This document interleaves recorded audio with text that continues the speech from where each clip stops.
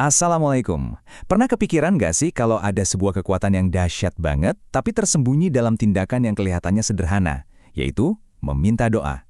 Nah, hari ini kita akan sama-sama menggali sebuah kisah yang insya Allah bisa mengubah cara kita memandang betapa berharganya sebuah permintaan doa. Coba deh kita jujur sama diri sendiri sejenak.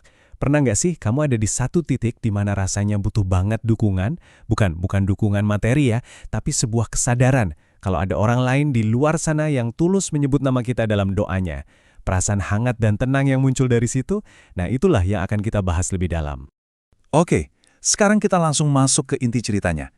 Ini adalah sebuah interaksi yang indah banget antara dua sosok luar biasa, Umar bin Al-Khattab dan panutan kita semua, Nabi Muhammad SAW. Sebuah momen yang kelihatannya singkat, tapi pelajarannya, Masya Allah, abadi. Jadi ceritanya tuh begini. Suatu ketika, Umar bin Al-Khattab datang kepada Nabi untuk meminta izin. Beliau mau berangkat menunaikan ibadah umroh. Tentu saja, Nabi mengizinkannya. Tapi yang terjadi selanjutnya, ini yang luar biasa. Nabi kita nggak cuma sekedar melepas Umar pergi. Beliau justru membalas dengan sebuah permintaan yang begitu tulus dan menyentuh. Subhanallah, coba deh kita resapi bareng-barang, seorang nabi, manusia paling mulia di muka bumi, dengan penuh kerendahan hati, meminta doa dari sahabatnya. Dan dengerin deh panggilannya, adikku, ya ukhayya, itu panggilan sayang yang dalam banget. Ini jelas bukan permintaan biasa. Ini adalah pelajaran tentang cinta dan ketawaduan yang tingkat tinggi. Terus gimana reaksi Umar? Bagi beliau, permintaan dari sang Nabi ini, nggak akan pernah beliau tukar dengan seluruh dunia dan seisinya. Ini menunjukkan betapa Umar paham betul nilai dari sebuah doa yang tulus, apalagi yang diminta langsung dari lisan mulia Rasulullah. Berharga banget. Dan supaya kita semua makin yakin ya, kisah ini tuh bukan sekedar cerita dari mulut ke mulut. Kisah ini tercatat dalam hadis yang diriwayatkan oleh para imam besar loh, seperti Abu Daud, Al-Tirmidzi, dan Ibnu Majah. Statusnya pun Hasan Sohih, yang artinya hadis ini kuat dan bisa dipercaya. Jadi ini valid banget. Nah, kisah ini kan bukan cuma buat didengerin terus lupa ya. Di dalamnya tuh terkandung hikmah yang super dalam. Yuk kita bedah sama-sama pelajaran berharga apa aja sih yang bisa kita ambil dan kita praktekkan dalam hidup kita dari interaksi yang mengharukan ini. Jadi, intinya ada 3 hal penting. Pertama, kita dianjurkan buat minta doa dari orang yang lagi bepergian atau musafir karena doa mereka itu mustajab. Kedua, sangat dianjurkan minta doa dari orang yang lagi melakukan amal soleh, ya persis kayak Umar yang mau umroh. Dan yang ketiga, kita juga dianjurkan minta doa dari saudara kita yang lagi ada di tempat-tempat mustajab, tempat di mana doa-doa lebih mudah diijabah. Oke, mungkin ada yang kepikiran, loh, kalau kita minta doa ke orang lain, apa itu artinya kita nggak yakin sama doa kita sendiri? Wah, sama sekali bukan begitu. Justru, tindakan ini membawa kita ke sebuah pemahaman spiritual yang jauh lebih dalam lagi. Penasaran kan? Jawabannya ada pada satu konsep kunci yang super penting. Husnuzon. Ya, berbaik sangka kepada Allah.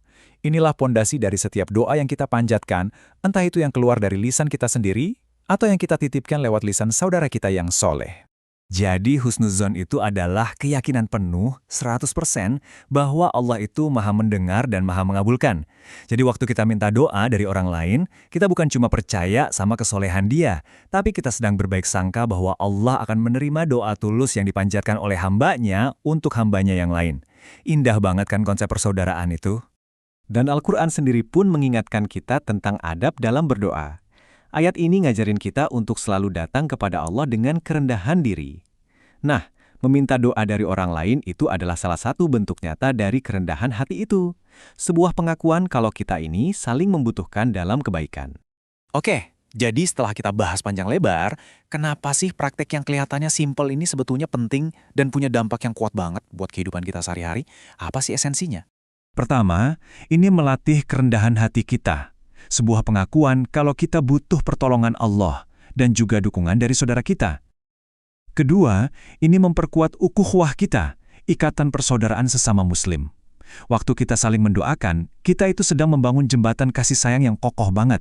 Dan yang paling penting, ini melatih kita untuk selalu menggantungkan harapan kita hanya dan hanya kepada Allah, Sang Pengabul segala doa. Nah, sebagai penutup, saya mau ninggalin satu pertanyaan buat kita renungkan bareng-bareng.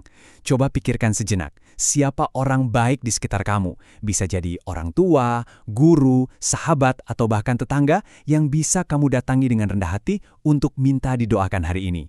Jangan ragu-ragu ya, karena di dalam permintaan itu ada keberkahan yang nggak ternilai. Semoga kita semua dimudahkan untuk saling mendoakan dalam kebaikan. Wassalamualaikum.